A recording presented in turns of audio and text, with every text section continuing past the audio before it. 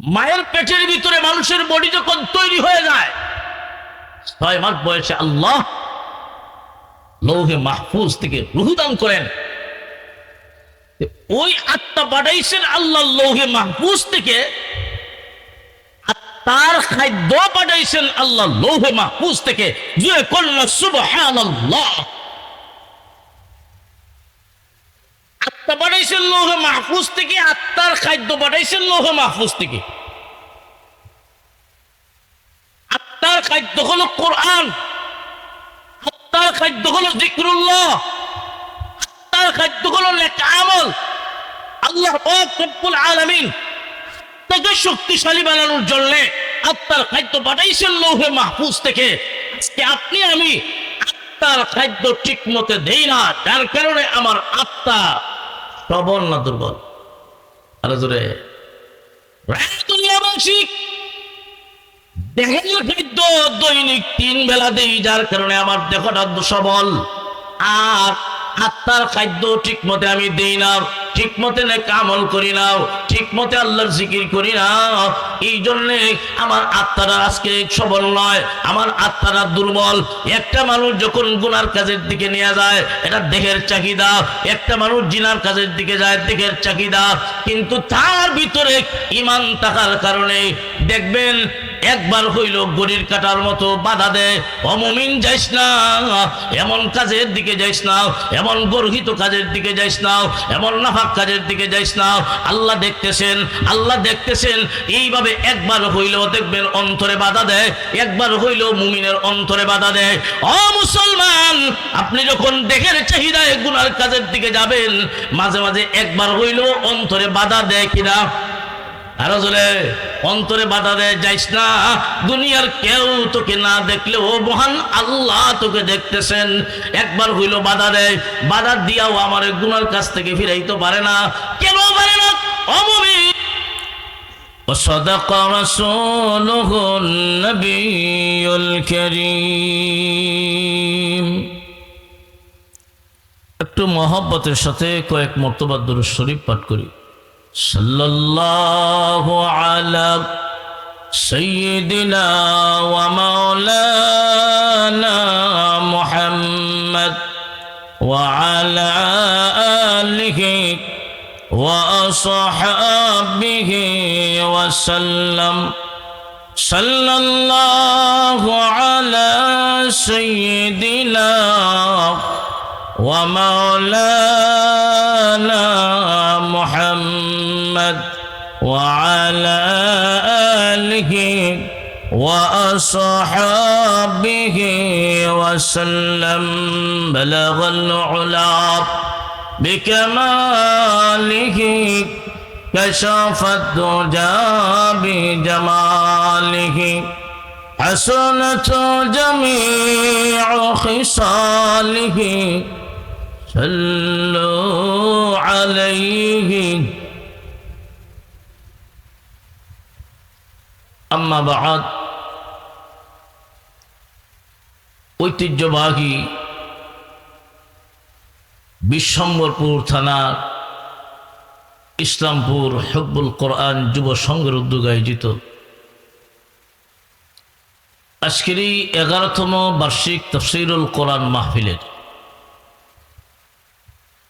চলন্ত অধিবেশনের অত্যন্ত শ্রদ্ধাভাজন সভাপতি সাহেব, উপস্থিত জাতির কর্ণধার, জাতির বিবেক সম্মানিত উলামায়ে কেরাম,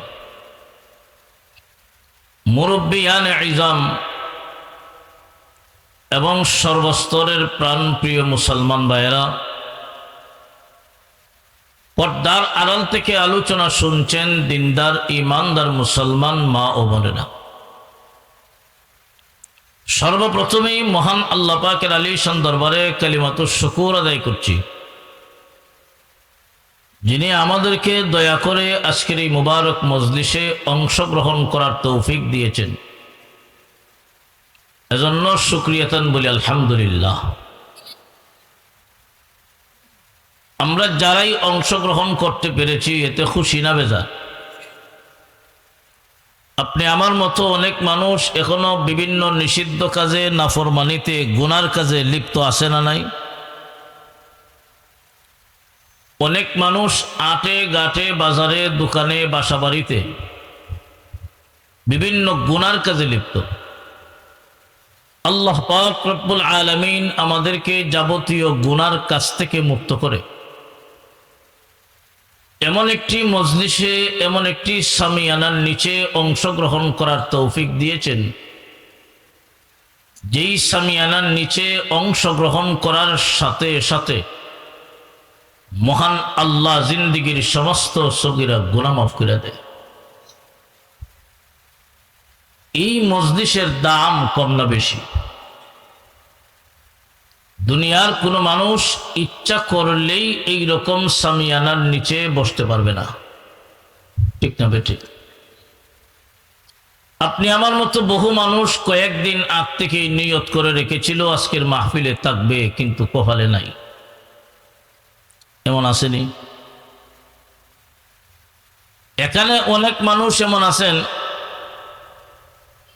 আপনি নিজেও জানেন না আজকে যে আসবেন, আপনার কোনো ইচ্ছাও ছিল না, এরপরেও মহান আল্লাহ আপনাকে আসার মতো তৌফিক দিছে। এমন কিছু মানুষ আছে না নাই? এতে বোঝা যায় এইরকম সামিয়ানার নিচে অংশগ্রহণ করা, আসা এবং বসা কারো ইচ্ছার ভিতরে নয়। আপনি ইচ্ছা করলেই আসতে পারবেন, বসতে পারবেন, তা সম্ভব নয়। একমাত্র ওই সমস্ত ব্যক্তিরাই অংশগ্রহণ করতে পারে যাদেরকে মহান আল্লাহ পছন্দ করে। এতে বোঝা যায় আল্লাহ পাক আপনি আমাকে পছন্দ করছেন, ঠিক না বেঠি? আল্লাহ পাক আপনি আমাকে একটা জাতি থেকে বাছাই করে, নির্বাচন করে এমন একটি মজলিসে অংশগ্রহণ করার তৌফিক দিয়েছেন। শুরুতেই বলেছি, অংশগ্রহণের সাথে সাথে জিন্দিগির সগীরা গুনাহ মাফ হয়ে যায়। ওই মজলিসে উলামায়ে কেরামের জবান থেকে কোরআন হাদিসের আলোচনা যখন শুনেন, মাঝে মাঝে দেখবেন আল্লাহর অনেক বান্দাবান্দির অন্তরে এমন হয়, মাঝে মাঝে আলোচনা শুনতেছেন হঠাৎ অন্তরে ধাক্কা মারে, অন্তরে দারুণ আঘাত লাগে। ওই মজলিসেই আপনি আমি সিদ্ধান্ত নিয়ে নিই, এইভাবে আমার জীবনের দ্বারা, জীবনের গতি আর কতদিন চালাবো? না, এইভাবে আমার জীবন চালাতে পারি না। ওই মজলিসেই আল্লাহর অনেক বান্দাবান্দি জিন্দিগির গুনার উপর তওবা করার নিয়ত করে ফেলে।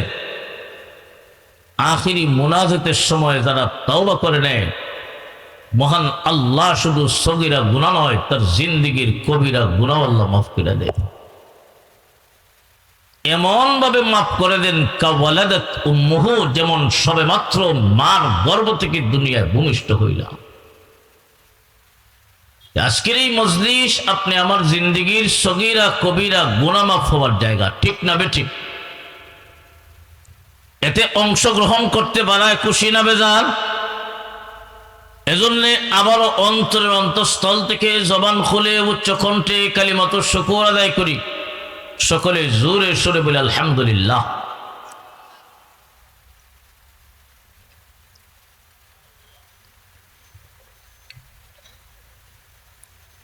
প্রিয় হাজিরিন,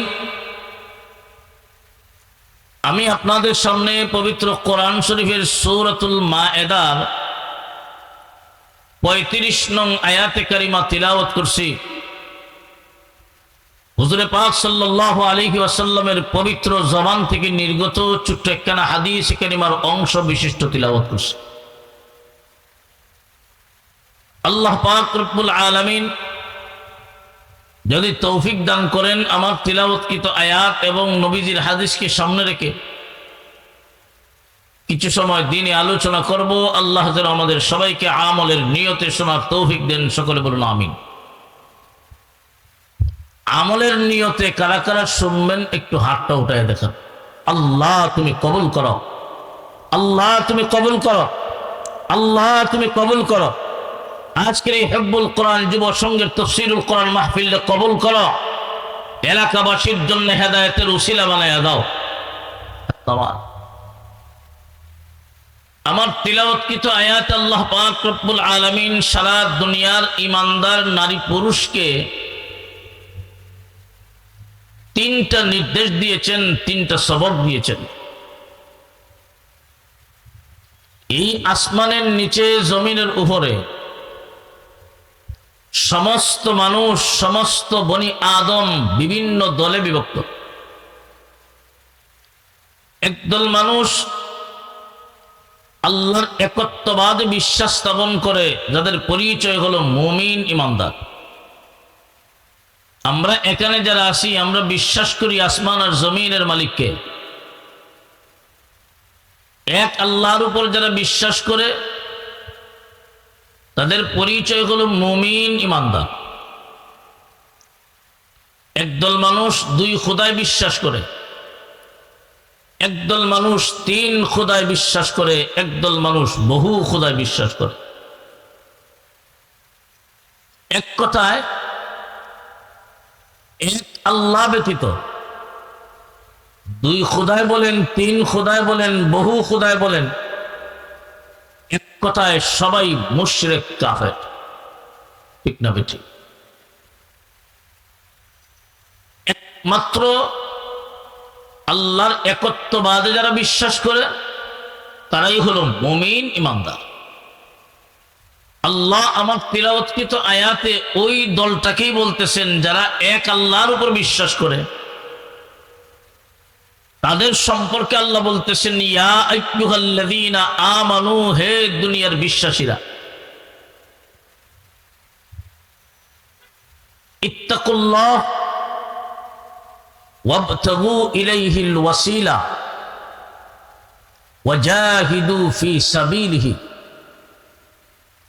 এই হলো আল্লাহর পক্ষ থেকে সারা দুনিয়ার মুমিন নারী হোক অথবা পুরুষ হোক, আল্লাহর পক্ষ থেকে দেওয়া তিনটা সবক, তিনটা নির্দেশ।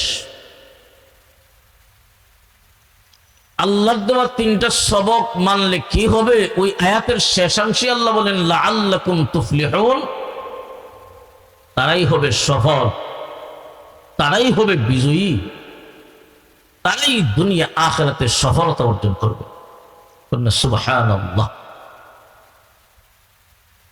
আল্লাহ সবক দিয়েছেন, নির্দেশ দিয়েছেন সারা দুনিয়ার সকল মানুষকে, না শুধুমাত্র একটা দলকে? একটা দল, তারা কারা? ঈমানদার। আল্লাহ বলেন, ইয়া আইয়ুহাল্লাযীনা আমানুত্তাকুল্লাহ ওয়াবতাগু ইলাইহিল ওয়াসিলা ওয়াজাহিদু ফি সাবিলিহি লাআল্লাকুম তুফলিহুন। আল্লাহ পাক রব্বুল আলামিন বলেন, ইয়া আইয়ুহাল্লাযীনা আমানু, হে দুনিয়ার ঈমানওয়ালারা, হে দুনিয়ার বিশ্বাসীরা, আমি আল্লাহ তোমাদেরকে তিনটা সবক দিলাম, তিনটা নির্দেশ দিলাম। একটা হলো ইত্তাকুল্লাহ, দুই নাম্বার ওয়াবতাগু ইলাইহিল ওয়াসিলা, তিন নাম্বার ওয়াজাহিদু ফি সাবিলিহি। এই হলো আল্লাহর দেওয়া তিনটা আদেশ, তিনটা নির্দেশ। আয়াতের শেষাংশে আল্লাহ বলেন, লাআল্লাকুম তুফলিহুন, এই সমস্ত ইমানদার নারী পুরুষেরা আমি আল্লাহর দেওয়া এই তিনটা সবক মানিয়া দুনিয়ার জীবন চালাবে, আমি আল্লাহ তাদেরকে সফলতা দান করব। সবকটা বলবো পরে, আগে আল্লাহ পুরস্কার হিসাবে সফলতা দিবেন।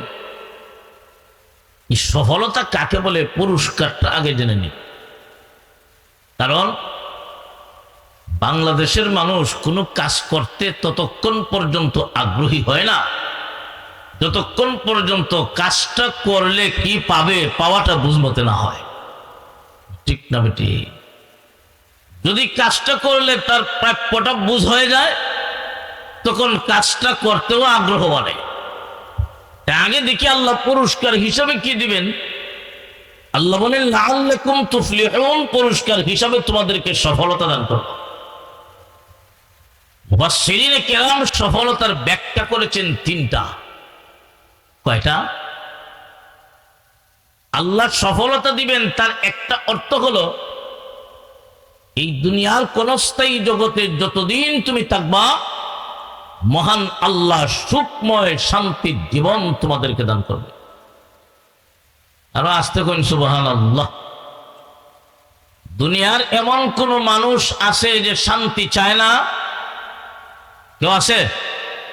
আমিও চাই, আপনিও চান, সারা দুনিয়ার মানুষ শান্তির পিছনে দৌড়ায়, সবাই শান্তি চায়। আমিও চাই আমার ব্যক্তিগত জীবন শান্তির হোক, আমার পারিবারিক জীবন শান্তির হোক। আপনিও চান সারা দুনিয়ার মানুষ শান্তির পিছনে দৌড়ায়, কিন্তু সবাই শান্তি পায়? সবাই শান্তি চায়। আপনিও চান আপনার পরিবার পরিজন নিয়ে যেন আপনি শান্তির জীবন গঠন করতে পারেন। অনেক মানুষ দেখবেন লক্ষ লক্ষ টাকা কামাই করে, কিন্তু পারিবারিক জীবনে শান্তি থাকবে দূরের কথা, অশান্তির আগুন দাউ দাউ করে জ্বলে। আছে না নাই? অনেক মানুষ দেখবেন মাসে লক্ষ টাকা কামাই করে, তার চেহারার দিকে চাইলেই প্রমাণ হয় উনি শান্তিতে নাই, অশান্তিতে আছে। ঠিক না বেঠিক? তার অর্থ হলো শান্তির সম্পর্ক টাকা পয়সার সাথে নয়, শান্তির সম্পর্ক হলো মনের সাথে। ঠিক না বেঠিক? শান্তি দেওয়ার মালিককে আল্লাহ বলে ইয়া আইয়ুহাল্লাযীনা আমানুত্তাকুল্লাহা ওয়াবতাগু ইলাইহিল ওয়াসিলা ওয়াজাহিদু ফি সাবিলিহি লাআল্লাকুম তুফলিহুন। আল্লাহ পাক রব্বুল আলামিন বলেন, হে দুনিয়ার ঈমানওয়ালারা, আমি আল্লাহ তোমাদেরকে তিনটা সবক দিলাম। এই তিনটা সবক মানিয়া দুনিয়ার যেই সমস্ত ঈমানদার নারী পুরুষেরা জীবন চালাইবে, আমি আল্লাহ ওই সমস্ত ঈমানদার নারী পুরুষকে এই দুনিয়ার কোন স্থায়ী জীবন যতদিন দুনিয়াতে থাকবে আমি আল্লাহ সুখময় শান্তির জীবন দান করব। সফলতার একটা ব্যাখ্যা হলো দুনিয়ার জীবন, ব্যক্তিগত জীবন শান্তির হবে। 2 নাম্বার, পারিবারিক জীবন শান্তির হবে, সামাজিক জীবন শান্তির হবে। শর্ত হলো আল্লাহর দেওয়া তিনটা সবক মানলে। শর্ত কি? তাহলে পুরস্কারটা আমাদের বুঝমতে হয়েছে কিনা? আল্লাহ শান্তির জীবন দিবেন এটা আমরা চাই কিনা? আরো জোরে কোন চাই কিনা? 2 নাম্বার, লাআল্লাকুম তুফলিহুন, আমি আল্লাহ তোমাদেরকে সফলতা দান করব। সফলতা কাকে বলি? তার 2 নাম্বার ব্যাখ্যা হলো মুফাসসিরিনে কেরাম বলেন আল্লাহ সফলতা দিবেন এর একটা অর্থ হলো এই দুনিয়াতে বেঈমান কাফেরের মোকাবেলায় আল্লাহ তোমাদেরকে বিজয় দিবেন। বিজয়, বেঈমান কাফেরের মোকাবেলায় তোমরাই বিজয়ী হইবা, তোমরাই হইবা বিজয়ী।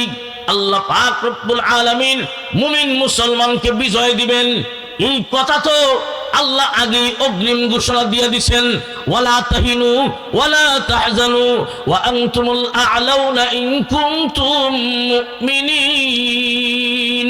আল্লাহ পাক রব্বুল আলামিন বলেন, ও দুনিয়ার ঈমানওয়ালারা, যদি তোমরা সত্যিকারের ঈমানদার হও, সত্যিকারের ঈমানদার যদি হতে পারো, আমি আল্লাহ অগ্রিম ঘোষণা দিলাম সব জায়গায় তোমাদেরকে বিজয় দান করব।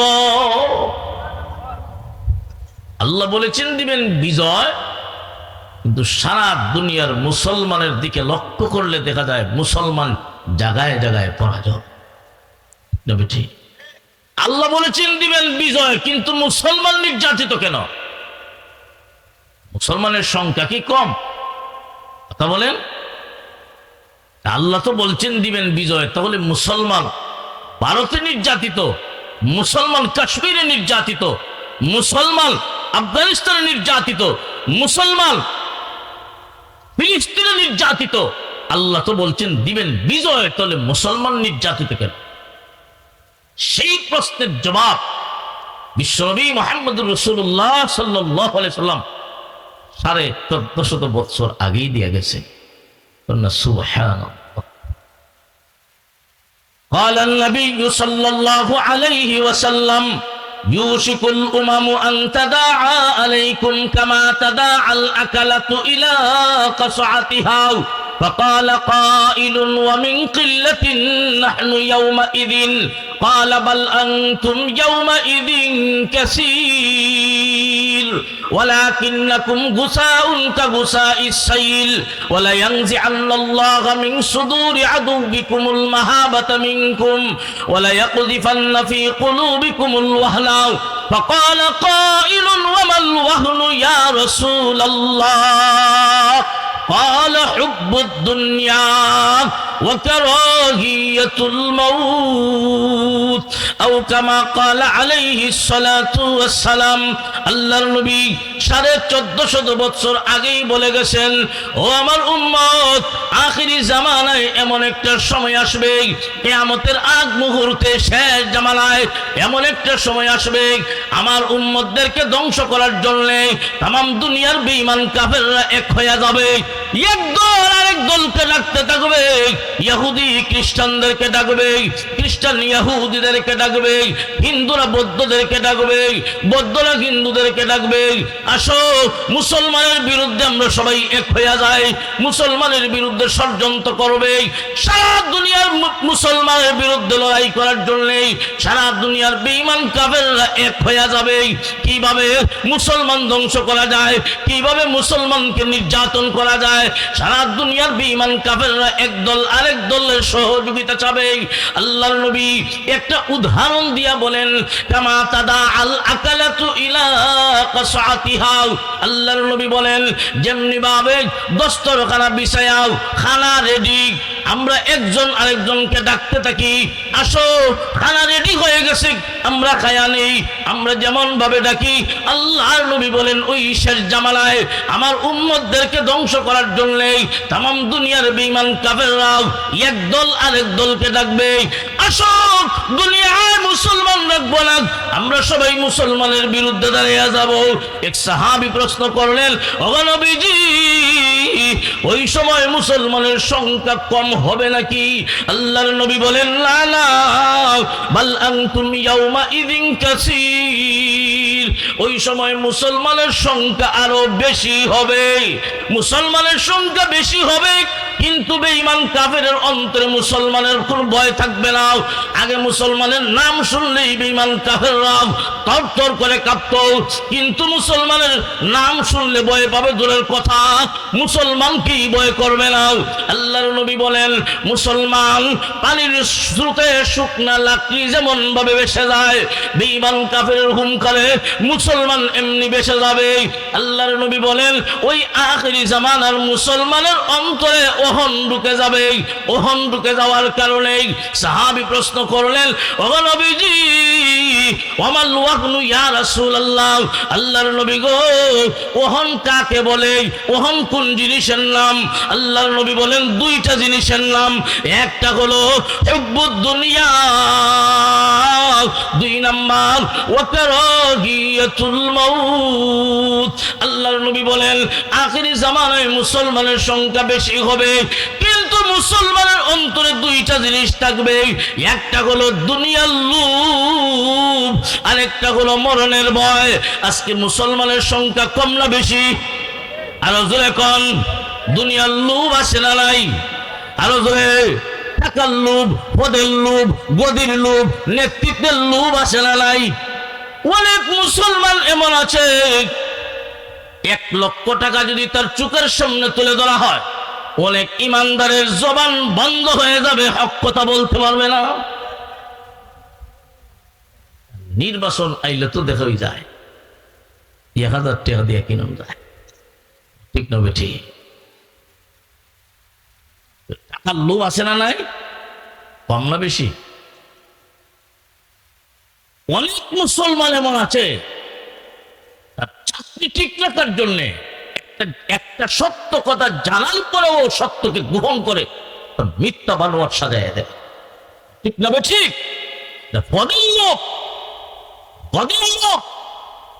আল্লাহ নবী বলেন আখিরি জামানার মুসলমানের অন্তরে দুনিয়া কনস্থায়ী জগতের সম্পদের লোভ টাকার কারণে হক কথা জেনেও বলতে পারবে না, হক কথা জানার পরেও যদি না বলে। এই দুইটা গুণ, একটা হলো দুনিয়ার কোন লোভ তাদের অন্তরে বিন্দু পরিমাণ ছিল না। ঠিক না বেঠি? আরো কোন ঠিক না বেঠি? নবীর একজন সাহাবী আব্দুল্লাহ ইবনে হুযাফা রাদিয়াল্লাহু আনহু রোম সম্রাটের হাতে ধরা পড়ছেন। রোম সম্রাট আব্দুল্লাহ ইবনে হুযাফাকে ডাক দিয়া কয়, তোমার মতো সুন্দর একটা যুবক আব্দুল্লাহর ছেলে মুহাম্মদের ধর্ম গ্রহণ করলাম,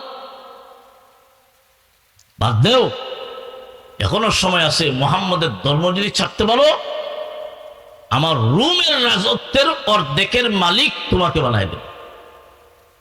আউযুবিল্লাহ। আমরার মতো কোন মুসলমানরা যদি এমন প্রস্তাব দেওয়া হয়, সুনামগঞ্জ শহরের যত সম্পদ আছে সব তোমার দিলে মুসলমানের তোমার দাও। অনেকে আছে কবে 100 বার বাদ দিব, কারো কাছে করিও না। ঠিক না বেটে? নবী সাহাবী তখন কি জবাব দিয়েছিলেন? মা মালিকাদ দুমি লাউ উতিয়ানি মা তামলিকু ওয়া মিম্মা ইয়ামলিকুল আরব ফামা রাজাতু আন দীনি মুহাম্মাদিন তারফাতা আইনি।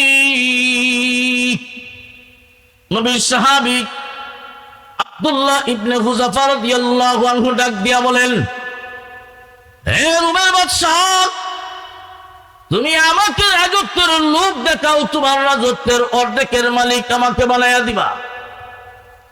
তুমি ঘোষণা শুনে রাখো, শুধু তোমার রাজত্ব কেন, সারা আরবের রাজত্বের মালিক যদি আমাকে বানাইয়া দেওয়া হয়, এরপরেও আমি আব্দুল্লাহ ইবনে হুযাফা একটা মুহূর্তের জন্য ঈমান ছাড়তে পারি না। হে রোমের বাদশা, তুমি জানো না আমি যেই নবীর কাছে ঈমান গ্রহণ করেছি, আমার নবী বলেছেন কোন আমল যদি নাও থাকে, নামাজ নাই, রোজা নাই, কোন আমল নাই, যেই ঈমান গ্রহণ করেছি, লা ইলাহা ইল্লাল্লাহু মুহাম্মাদুর রাসূলুল্লাহ যেই কালেমা পাঠ করেছি, ওই কালেমা অন্তরে বিশ্বাস করি আর মুখে স্বীকার করলাম। এখন যদি কোন আমল নাও থাকে, নির্ভেজাল বিশ্বাস হয়, জীবনে কোনোদিন আল্লাহ ছাড়া গায়রুল্লাহর সামনে সিজদা দেয় না, জীবনে কোনোদিন কোন পীরের সামনে সিজদা দেয় না, কোন মাজারের সিজদা দেয় না, বিন্দু পরিমাণ কোনো শিরক নাই, নির্ভেজাল ঈমান নিয়ে যদি কবরে যেতে পারি, আমার নবী বলেছেন এই পৃথিবীর রাজত্ব কেন, এই পৃথিবীর মতো 10টা পৃথিবীর সমান একটা জান্নাতের মালিক আল্লাহ বানাইয়া দিবে। যে ঈমান গ্রহণ করছি, আমার নবী কইছেন শুধু ঈমানটা নিয়ে যদি কবরে যায়, কোনো আমল নাই, তাহলে এই পৃথিবীর মতো 10টা পৃথিবীর সমান একটা জান্নাতের মালিক হইব শুধু ঈমানের বদলা। আজকে আমরাও খুব সহজে ঈমান পাইছি। আমার ভিতরে ঈমান যে আছে, ঈমান যে তো দামি জিনিস আমি নিজেই জানি না। ঠিক না বেটি? ঈমান বহুত বড় এক দৌলতের নাম। আজকে আমার বাপ মুমিন, বাপ মুসলমান, আমিও মুসলমানের ঘরে জন্ম হয়েছি, এই জন্য আমিও মুসলমান। খুব সহজে ঈমানদার হইছি, ঈমান পাইছি, এই জন্য ঈমানের দাম আমাদের কাছে। ঈমান তো দাবি 7 আসমান 7 জমিনের চাইতেও একজন মুমিনের ঈমানের মূল্য বেশি। ঠিক না বেশি? ঈমান যদি এত দামি জিনিসই হয়, দামি জিনিসের প্রতি চোর ডাকাতের লোভ আছে না নাই? আপনার দামি একটা মোবাইল যদি আপনার হাতে থাকে, তবু আপনি রাত্রে 12টার হরে কোন এলাকায় যাইতে গেলে ও খুব হিসাব কিতাব করে যেতে হবে। আর আপনার বাসায় যদি দামি কোনো জিনিস থাকে, আপনি অসতর্ক অবস্থায় ঘুমাইতে পারবেন না। সতর্ক অবস্থায় থাকেন, কেন? যেন চোর ডাকাত হামলা করে আপনার সম্পদ নিতে না পারে। আপনার বাসায় মনে করেন স্বর্ণের একটা চাক্কা আছে, সবাই জানে এলাকার, শান্তিতে ঘুমাইতে পারবা? কেন? যে দামি জিনিসের প্রতি চোর ডাকাতের লোভ আছে, কখন জানি হামলা করে নিয়ে যায়। এই জন্য 24 ঘন্টা সতর্ক থাকতে হয়। ঠিক তেমনি ভাবে দুনিয়ার মুমিন মুসলমান, তোমার ইমান যেহেতু এত দামি, ইমান চুরি করার জন্য আপনি আমার পিছনে 24টা ঘন্টা চোর ডাকাত আছে না নাই, শয়তান আছে না নাই, ইহুদি খ্রিস্টান আছে না নাই। ও মুসলমান, তোমার ইমান কখন জানি নিয়ে যায়, কৌশলী ইমান নিয়ে যাবে, তুমি টের পাবে না। এই জন্য অসতর্ক অবস্থায় থাকলে হবে না। অমুমিন, তোমাকে 24 ঘন্টা সতর্ক থাকতে হবে যেন তোমার ইমান ছিনায় নিতে না পারে। ইমান নির্যাতন কইরা নেওয়া যায় না, পিটাইয়া নির্যাতন কইরা ইমান নেওয়া যায় না। কারণ এটা আরেক বিষয়। ইমান যার ভিতরে ঢুকে গেছে, ওই লোকটাকে যদি ইমানের কারণে নির্যাতন করা হয়, যত বেশি নির্যাতন করা হবে তত ইমানের স্পিড বাড়তে থাকবে। এমনি নামাজ পড়ে না, কিন্তু ওই লোকটাকে যদি ইমানের কারণে, মুমিন হওয়ার কারণে, মুসলমান হওয়ার কারণে ওই লোকটাকে যদি নির্যাতন করা হয়, তখন ওই লোকটা ইমানের স্পিড বাড়তে থাকে, ইমানের স্পিড বাড়তে থাকে। ওই লোকটা শেষ পর্যন্ত সিদ্ধান্ত নেয়, মরতে পারি, শাহাদাত বরণ করতে পারি, তবে একটা মুহূর্তের জন্য ইমান চড়তে পারি না। নির্যাতন কইরা ইমান চেনায় নেওয়া যায়, কৌশলে নিব। কিভাবে? কৌশলে। কিভাবে? কৌশলে দেখাইব। খুব বালা কাজ, খুব বালা করাইব শিরিকি কাজ। ইমান ধ্বংস করে শিরিকের মাধ্যমে, আমল ধ্বংস করে বেদাতের মাধ্যমে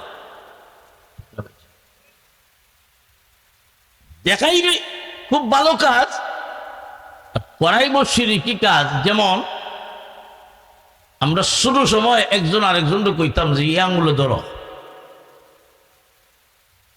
আপনারা এদিকে ছিল, যিনি ধরতে যায়, যেই ধরবে তখন আঙ্গুল এটুই থাকে না, পরিবর্তন হয়।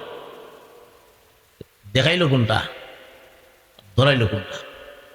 ঠিক তেমনি ভাবে অমুমিন, তোমার ইমান ধ্বংস করার জন্য শয়তান এবং শয়তানের দূষররা দেখানো সবের কাজ, কোন শিরকি কাজ, দেখানো সবের কাজ, কোন ইমান ধ্বংসের কাজ।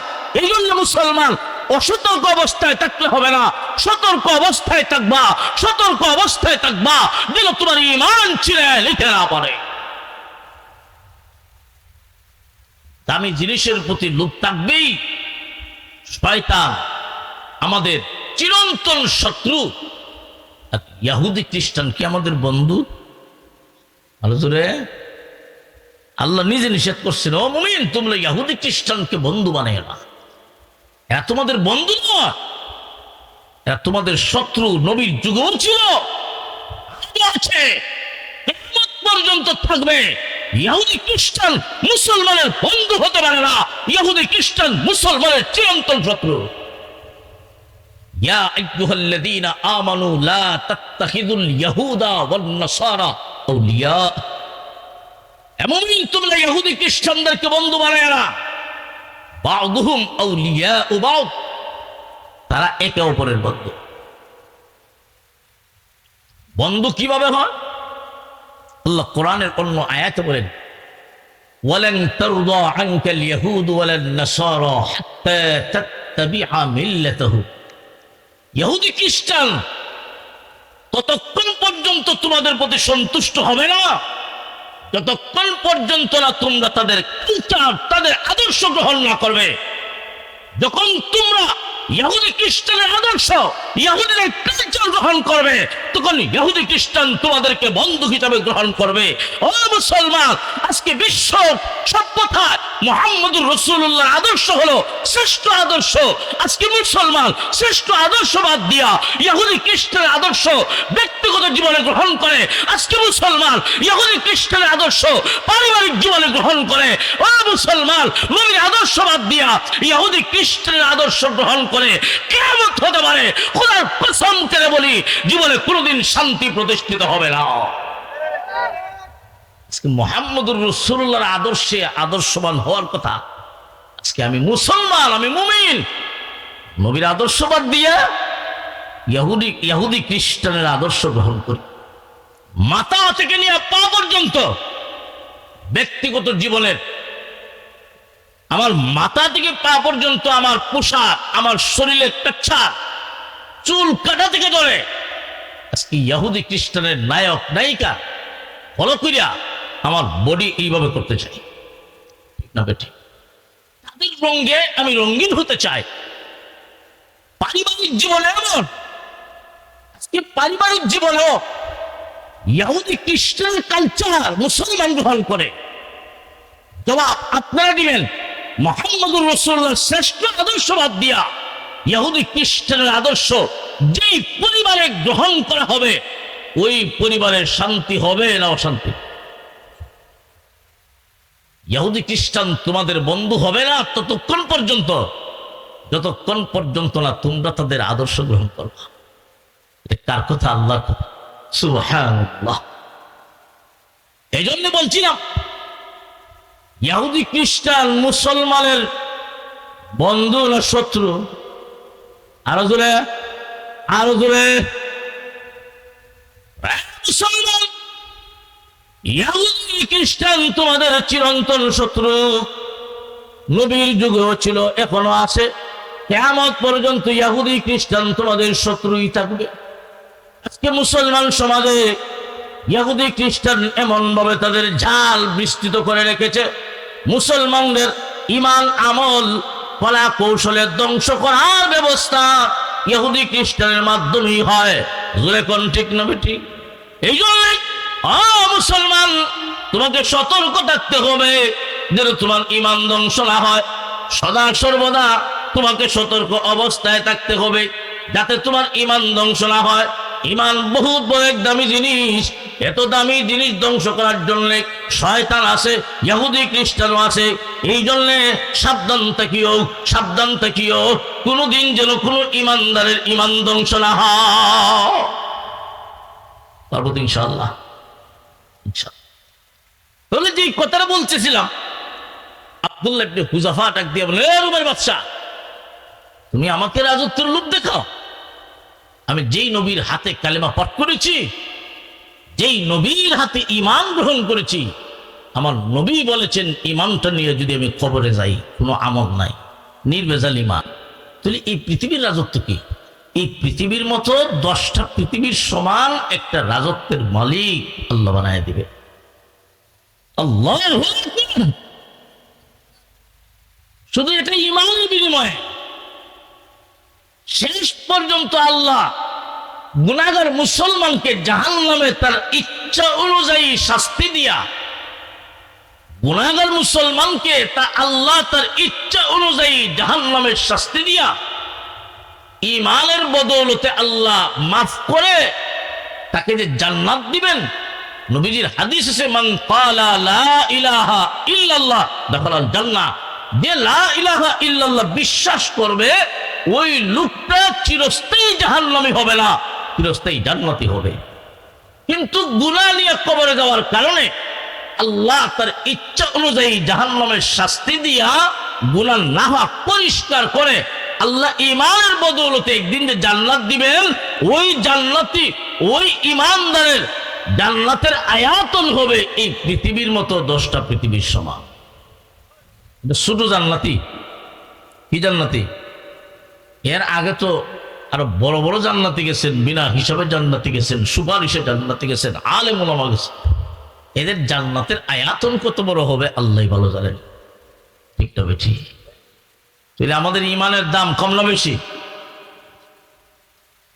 আল্লাহ রসুল বলেন আখেরি জামানায় মুসলমানের সংখ্যা বেশি হবে, ইমানদারের সংখ্যা বেশি হবে, কিন্তু দুনিয়ার লুট থাকবে, দুনিয়ার লুবের কারণে ইমান বিক্রি করে দিবে।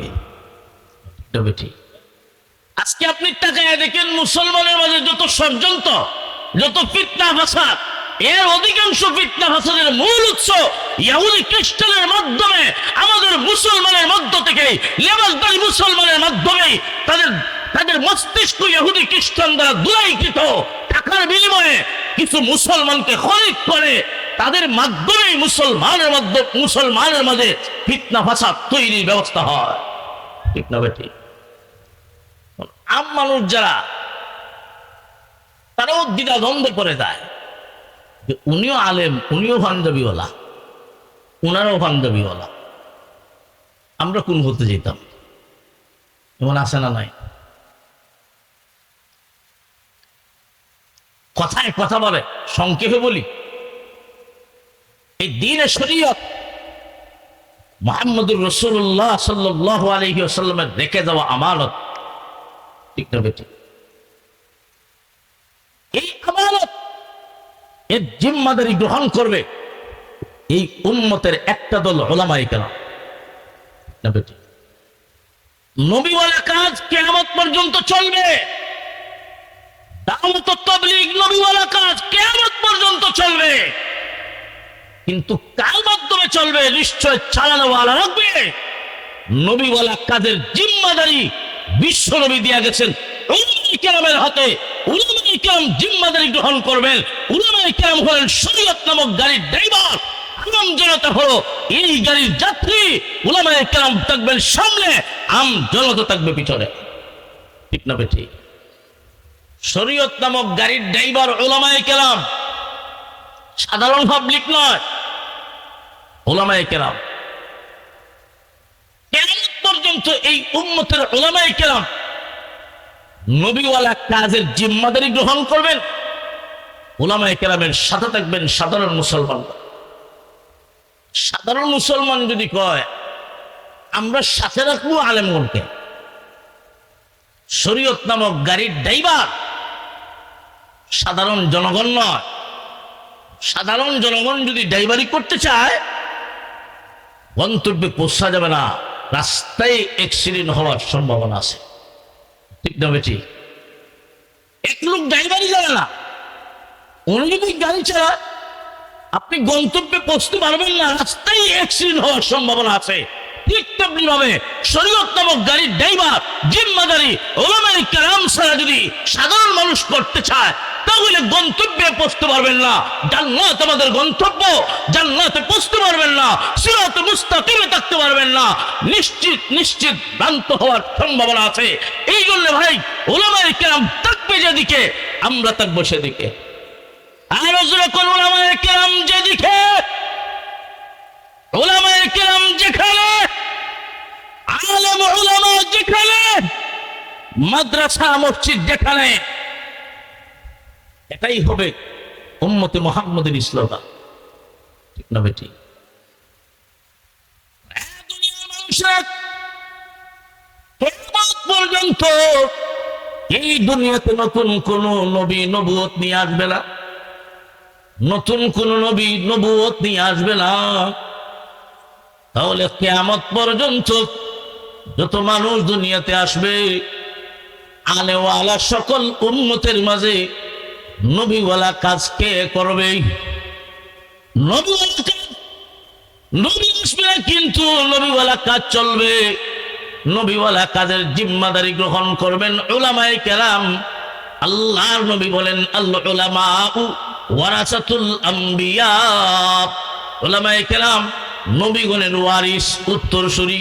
নবীওয়ালা কাজ চালিয়ে যাবেন শরীয়ত নামক গাড়ির ড্রাইভার। মুসলমান ইমানদার, আল্লাহর নবী রেখে দেওয়া আমানত, এই আমানত যথাযথভাবে রক্ষা করতে হবে। এই জন্য মুসলমান সমাজে দেখবেন মাঝে মাঝে এমন ফিতনা ফাসাদ দেখা দেয়, আলেম একদিকে, সাধারণ পাবলিক একদিকে, আলেম একদিকে, সাধারণ পাবলিক আরেকদিকে। তখন তারা স্লোগান দেয়, আমরা সাথেও আলেম আছে, আমরা সাথেও আলেম। তোমার সাথে থাকবে কেন? তুমি আলেমদের সাথে থাকবা, ঠিক না বেঠিক? আমরা সাথে আলেম আছে, এই কথা না বেয়াদবি, যখন ঠিক না বেঠিক? আল্লাহু আকবার। আল্লাহ সবাইকে হেফাজত করুক, বললাম আমি। যাই হোক, বলতেছিলাম ইহুদি খ্রিস্টান মুসলমানের চিরন্তন শত্রু। এই কথাটা মনে রাখবেন, ইহুদি খ্রিস্টান কখনোই মুসলমানের বন্ধু হতে পারে?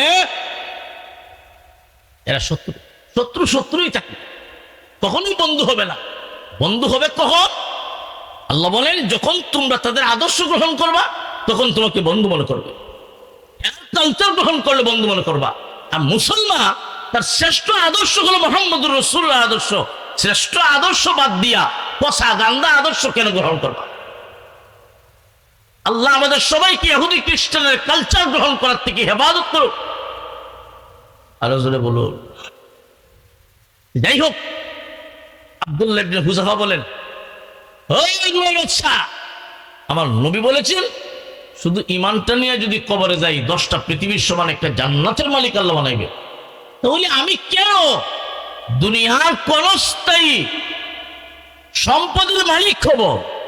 আমি বাদশা হব, রাজত্বের মালিক হব? এটা তো ক্ষণস্থায়ী, এটা তো চিরস্থায়ী নয়। দুনিয়ার জীবন চিরস্থায়ী না ক্ষণস্থায়ী? রাজত্ব আজকে আছে, 15 বছর একসাথে রাজত্ব, একসাথে দেশ চালাই, একটানা দেশ চালাইলেন, এমন পর্যায়ে পৌঁছে গেল দেশটা একমাত্র আমরা রই। এরপর আল্লাহ না না তোমাদের না, মুহূর্তের মধ্যে আল্লাহ উল্টে দিয়ে সব শেষ। আরো জোরে কম, এটাই বিশ্ববাজ্যের ইতিহাস, এটাই বিশ্বের ইতিহাস। সারা দুনিয়ার মালিক একমাত্র কে? আরো জোরে কম, এটাই ক্ষণস্থায়ী জগতের নমুনা। ফেরাউনের মতো বাদশাকেও আল্লাহ যখন পাকড়াও করেছেন, আল্লাহর হাত থেকে কেউ রক্ষা করতে পারে না। নমরুদের মতো বাদশা, সারা পৃথিবী শাসন করনে ওয়ালা 4 জন বাদশা। কয়জন? সারা পৃথিবী শাসন করছেন, শুধু বাংলাদেশ না। 2 জন কাফের, 2 জন মুসলমান। মুসলমান 2 জন হলেন বাদশাহ সুলাইমান আলাইহিস সালাতুস সালাম এবং যুলকারনাইন, এবং কাফের 2 জন আচ্ছা নমরুদ আর বুখতে নসর।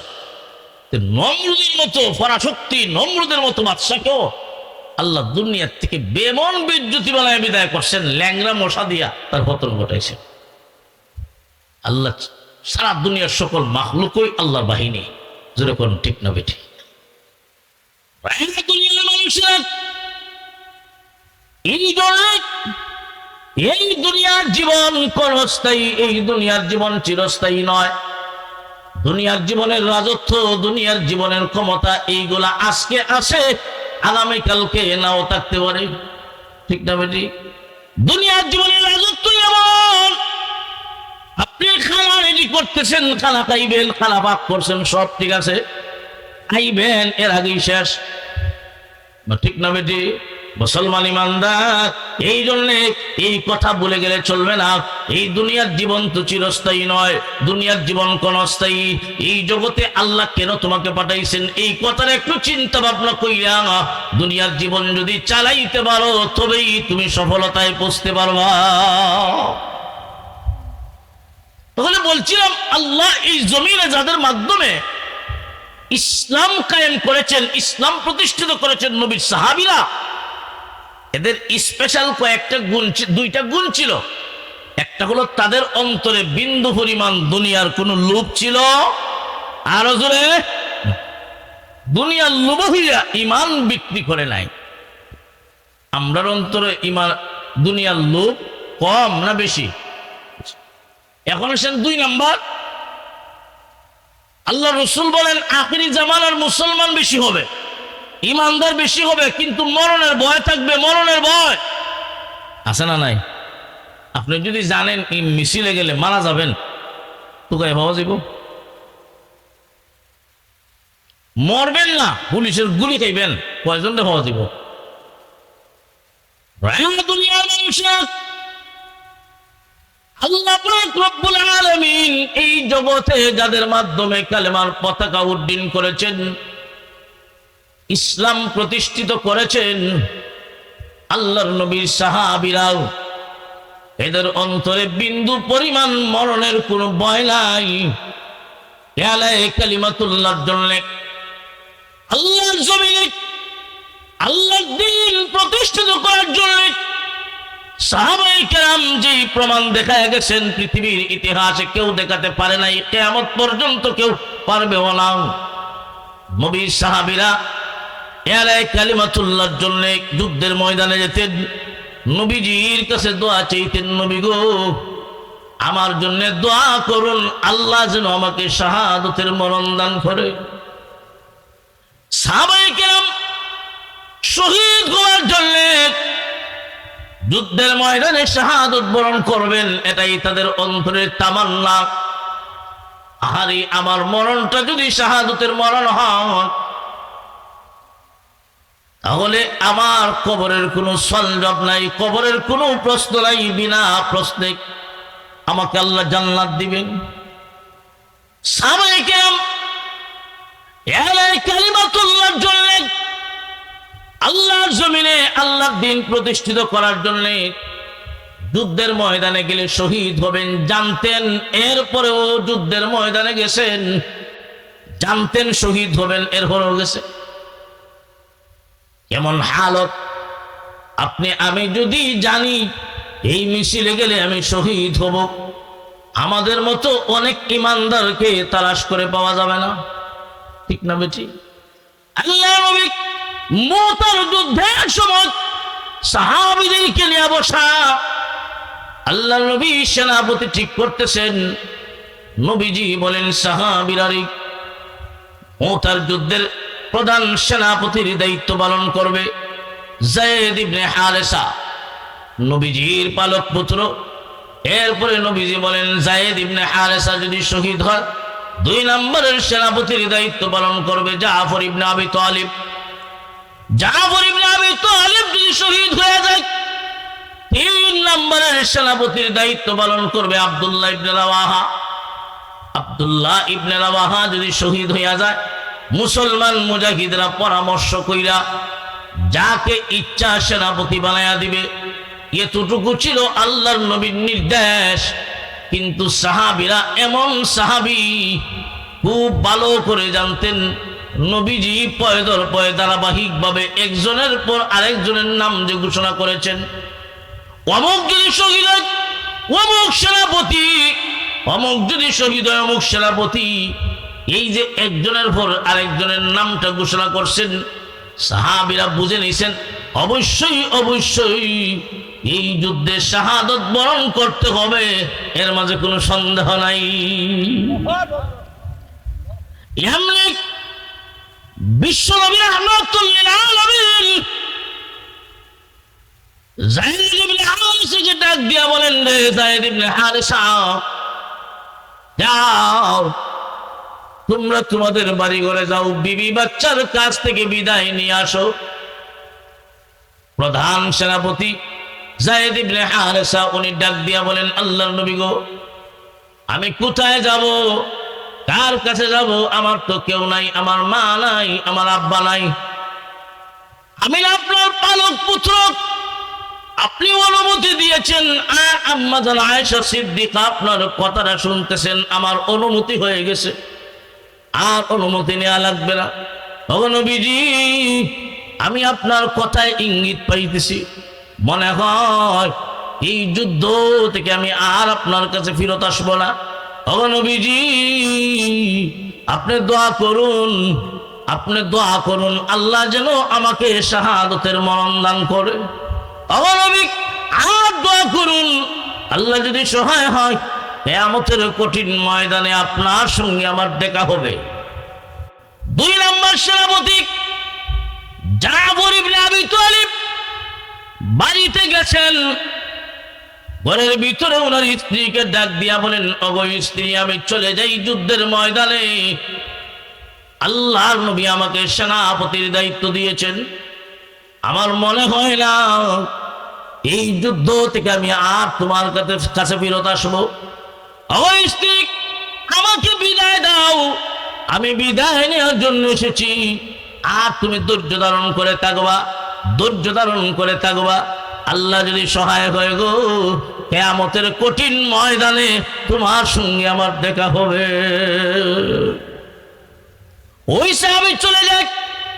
3 নম্বরের সেনাপতি আব্দুল্লাহ ইবনে রাওয়াহা, ওই সাহাবী মাত্র বিবাহ করেছিলেন, নতুন বিয়ে করেছেন, এখনো স্ত্রীর সঙ্গে ওনার দেখা হয় নাই। সাহাবী গিয়েছিলেন বাজারে, ওইদিকে শোনা যায় হযরত বেলাল ঘোষণা দিতেছেন, হাইয়া আলাল জিহাদ, হাইয়া আলাল জিহাদ, আসো বিশ্ব নবী জিহাদের জন্য বের হয়ে যাবেন। নবীজি প্রস্তুতি গ্রহণ করতেছেন, পরামর্শ হবে। ওই সাহাবী বাজার থেকে চলে গেলেন আল্লাহর নবীর কাছে।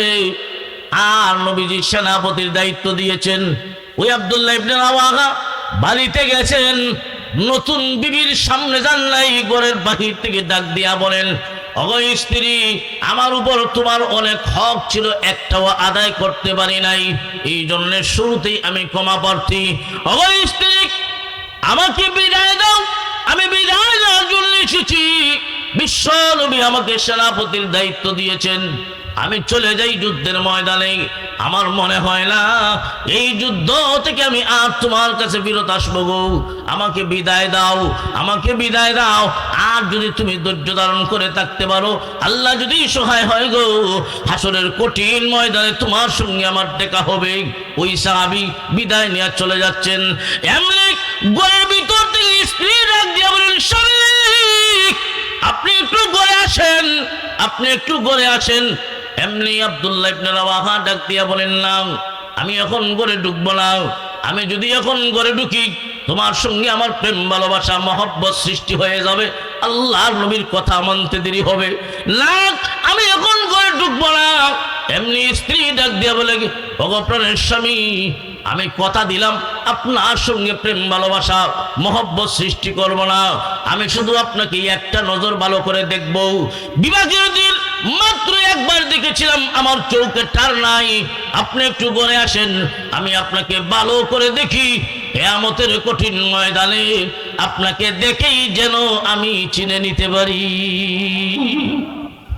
ও মুসলমান ইমানদার, এমনই ছিলেন নবীর সাহাবীরা, যাদের অন্তরে বিন্দু পরিমাণ দুনিয়ার কোনো লোভ নাই, মরণের কোনো ভয় নাই। দুনিয়ার কোনো লোভ নাই, মরণের কোনো ভয় নাই।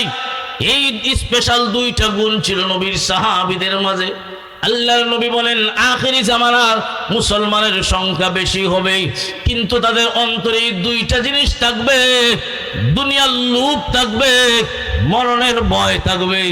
নবী 1450 বছর আগে বলে গেছেন। এখন আপনারা জবাব দেন, মুসলমানের সংখ্যা কম না বেশি? আরো জোরে, দুনিয়ার লোভ কম না বেশি? মরণের ভয় কম না বেশি? ও মুসলমান, এখনো সময় আছে, এখনো সময় আছে। এই 2টা গুণ যদি অর্জন করতে পারো, এই 2টা গুণ যদি অর্জন করতে পারো, দুনিয়ার লোভ ছেড়ে দাও, মরণের ভয় ছেড়ে দাও। দুনিয়ার লোভ রাখার তো দরকার নাই, দুনিয়া তো চিরস্থায়ী নয়, দুনিয়ার জীবন তো ক্ষণস্থায়ী। তাহলে দুনিয়া নিয়ে বাবার চিন্তা ভাবনা করার তো প্রয়োজনই নাই। আর মরণকে ভয় করবা কেন? মরণ তো একদিন হবে, এর মাঝে কোনো সন্দেহ? আরো চলেন না, মরণ একদিন হবে, এর মাঝে কোনো সন্দেহ নাই। কিন্তু মরণটা যদি আল্লাহর রাস্তায় হয়, মরণটা যদি শাহাদতের মরণ হয়, আল্লাহর রাস্তায় যদি মরণ হয়, মরতে দেরি হয়, আল্লাহর তৈরি জান্নাতের মেহমান হতে দেরি হয় না। এখনো সময় আছে। মুসলমান যদি এই 2টা গুণ অর্জন করতে পারে, পৃথিবীর কোনো শক্তি নাই মুসলমানের উপর নির্যাতন করতে। ঠিক না বেটি? কয়টা গুণ? ও মুসলমান, কোটি টাকা দিলেও তোমাকে যেন খরিদ করতে না পারে, কোটি টাকা দিলেও মুসলমানের জবান যেন বন্ধ হয়। হক বলছি, বলবই, যেরকম ঠিক না বেঠে? এটাই মুসলমানের ঈমান আর আকীদা। এই 2টা গুণ অর্জন করো, দুনিয়ার লোভ ছাড়ো, মরণের ভয় ছাড়ো। মরণ তো একদিন হবেই, তাহলে মরণটা যদি আল্লাহর রাস্তায় হয় তুমি সফল। তাহলে বলছিলাম আল্লাহ সফলতা দিবেন।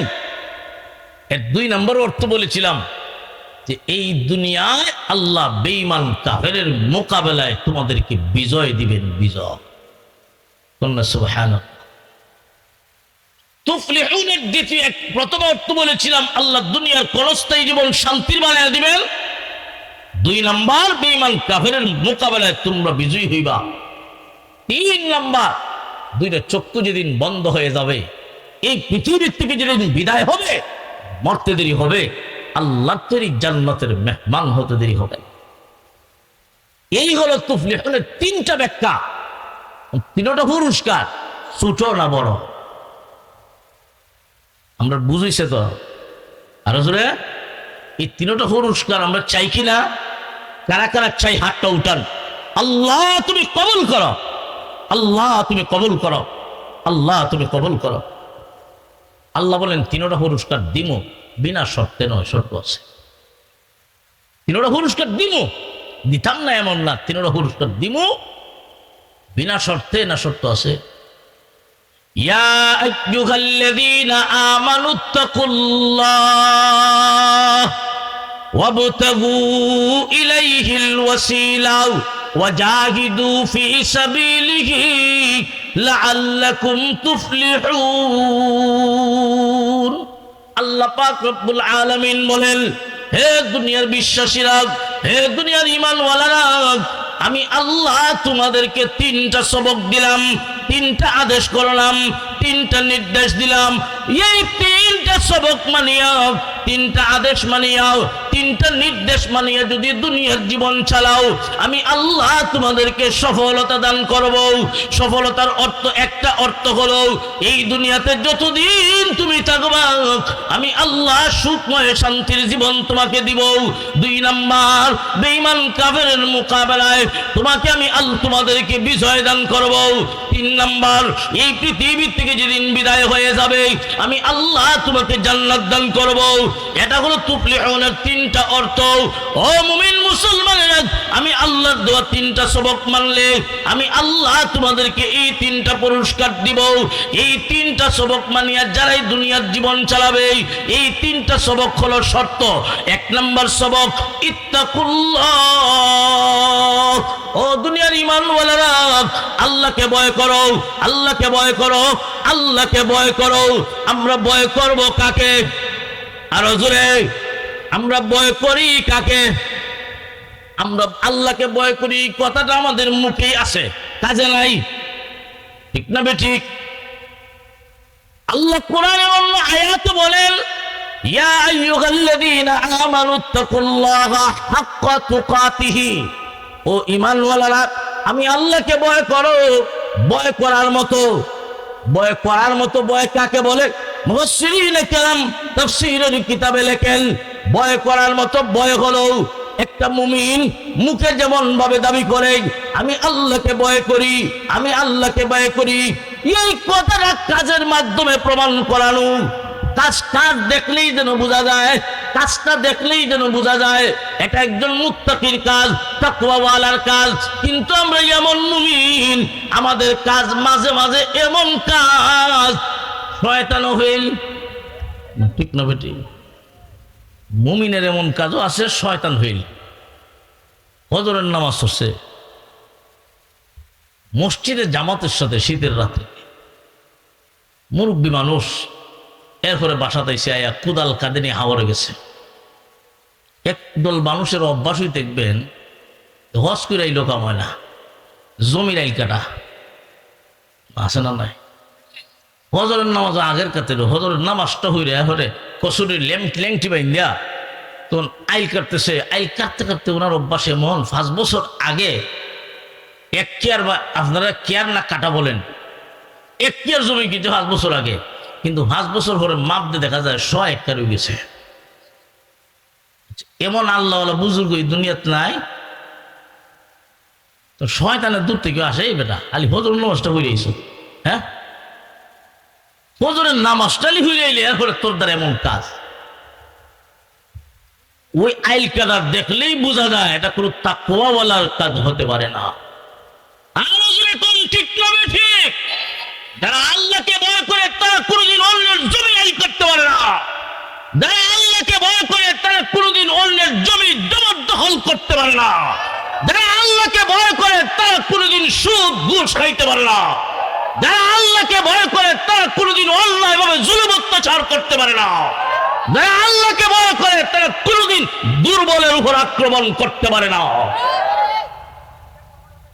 আল্লাহকে ভয় করার অর্থ আল্লাহর যাবতীয় হুকুম মানা, নিষেধগুলো বর্জন করা।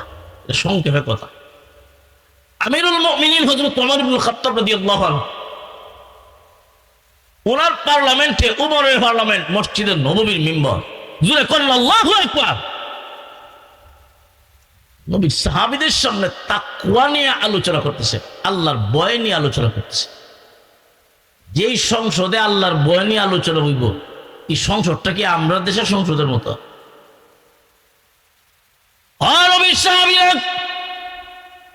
আপনারা বলুন, আল্লাহ যে বলেছেন ইত্তাকুল্লাহ, আল্লাহকে ভয় করো, এই কথাটার তাৎপর্য কি হবে?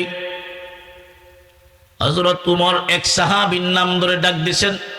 ওই সাহাবীর নাম উবাই ইবনে কাব রাদিয়াল্লাহু আনহু। ও উবাই, আপনি বলুন, আল্লাহ যে বলেছেন ইত্তাকুল্লাহ, আল্লাহকে ভয় করো, এই কথাটার মর্ম কি? উবাই ইবনে কাব রাদিয়াল্লাহু আনহু বলেন, ইয়া আমিরুল মুমিনিন, প্রশ্নের জবাবটা পরে দিব। আগে আমি আপনার কাছ থেকে দুইটা জিনিস জানতে চাই, দুইটা জিনিস। একটা হলো, আপনি কি কোনোদিন এমন কাটাওয়ালা জঙ্গল, যেই জঙ্গলের মধ্যখান দিয়া চিকন রাস্তা, এমন রাস্তা দিয়া কি কোনোদিন গেছেন? হযরত উমর বলেন, হ্যাঁ গেছি। কেমনে গেছেন?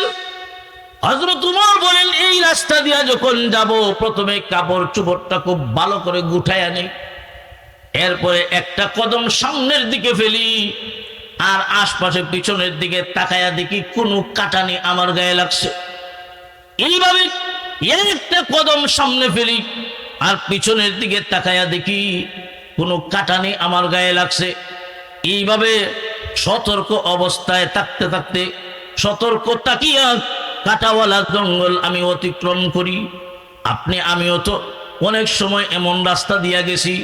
ছোট সময় যখন বল খেলছি, বল ফুটবল গিয়া পড়ছে জঙ্গলাত, তখন ছোট যারা বলটা নিয়ে আয়, তখন ছোট বাচ্চা জঙ্গলার মাঝখান দিয়া যদি কোনো রাস্তা থাকে, চিকন রাস্তা, তখন খুব সতর্কতা অবলম্বন কইরা মাটির সাথে বুক লাগাইয়া খুব সতর্ক হইয়া জঙ্গলের ভিতরে ডুইকা বলটা নিয়ে আয়। জোরে কোন ঠিক না বেঠিক? উবাই ইবনে কাব ডাক দিয়া বলেন, ইয়া আমিরুল মুমিনিন, ঠিক তেমনি ভাবে এই বিশ্ব ভূমণ্ডলটা হলো, এই দুনিয়ার জগৎটা হলো একটা গুনার কাঠায় ভরা জঙ্গল। এই দুনিয়ার জগৎটা হলো একটা গুনার কাঠায় ভরা একটা জঙ্গল। এই দুনিয়াতে সুদের গুনার কাটা আছে, এই দুনিয়াতে ঘুষের গুনার কাটা আছে, এই দুনিয়াতে মিথ্যা বলার গুনার কাটা আছে, এই দুনিয়াতে বেপরদায় চলার গুনার কাটা আছে, এই দুনিয়াতে জুলুম অত্যাচারের গুনার কাটা আছে। এক কথায় এই দুনিয়ার জগৎটা হলো গুনার কাটায় ভরা একটা জঙ্গল। এর মাঝখান দিয়া সিরাতে মুস্তাকিম, জান্নাতে যাওয়ার রাস্তাও। ও উমর, এই দুনিয়াতে এমন ভাবে তোমার জীবনের কদম ফালাও, এই দুনিয়াতে এমন ভাবে কদম ফালাও, বেনামাজির গুনার কাটা যেন তোমার গায়ে না লাগে, এমন ভাবে দুনিয়ায় জীবন যাপন করো, সুদের গুনার কাটা যেন তোমার গায়ে না লাগে, এমন ভাবে দুনিয়ার জীবন চালাও, ঘুষের গুনার কাটা যেন তোমার গায়ে না লাগে, এমন ভাবে দুনিয়ার জীবন চালানোর নামটাই হলো তাকওয়া। তাকওয়া হলো আমার আল্লাহ যা আদেশ করেছেন তা মানা, যা নিষেধ করেছেন তা বর্জন করা। তবেই প্রমাণ হবে তুমি আল্লাহকে ভয় করো, ঠিক না বেঠিক? আপনি শুধু মুখে দাবি করলেন আমি আল্লাহকে ভয় করি, আল্লাহকে ভয় করি, এটা ভয় হবে? আপনি বললেন আমি আমার আব্বাকে বেশি ভয় করি, এই কথাটা তখনই বাস্তব হবে আপনার বাবা বলছেন যে আগামীকালকে তুমি সিলেটে যাও, আপনি বাবার কথা মানলেন না, একদিন দুই দিন বাবা বলে একটা, আপনি করেন আর একটা। কিন্তু বন্ধু বান্ধবের সমাজে এসে আপনি দাবি করেন আপনি আপনার বাবাকে বেশি ভয় করেন। আপনারা জবাব দেন, আসলে কি এটা ভয় হয় না ফাইজলামি হয়? ভয়টা তখনই হবে যখন সত্যিকার অর্থে আপনি আপনার বাবার হুকুম ছাড়া একটা কদম হোক নড়েন না, বাবার হুকুম ছাড়া কোথাও যান না, বাবা যা বলে তা মানেন, যা নিষেধ করে তা বর্জন করেন। তাহলে প্রমাণ হবে সত্যিকার অর্থেই তুমি তোমার বাবাকে বেশি ভয় করো। ঠিক না বেটি? ঠিক তেমনি ভাবে আল্লাহ বললেন ইত্তাকুল্লাহ, আমাকে ভয় করো। অন্য আয়াতে বলেন ভয় করার মতো ভয় করো, অর্থাৎ শুধু মুখে দাবি করলে হবে না, আমি আল্লাহ তোমাদেরকে যা আদেশ করলাম এই কথাটা বাস্তবে তুমি রূপ দাও। বাস্তবে রূপ দেওয়ার নাম হলো ভয়। আপনি যাইতেছেন বাজারে, হঠাৎ জোহরের আজান হইতেছে, হাইয়া আলাস সালাহ, আসো নামাজের দিকে, নামাজের দিকে আপনি বাজারে যাইতেছেন। এমনি আপনি মনে মনে চিন্তা করলে আমার আল্লাহ আমাকে ডাকতেছেন, বাজারে যাব পরে আমার আল্লাহর ডাকে সাড়া দিই।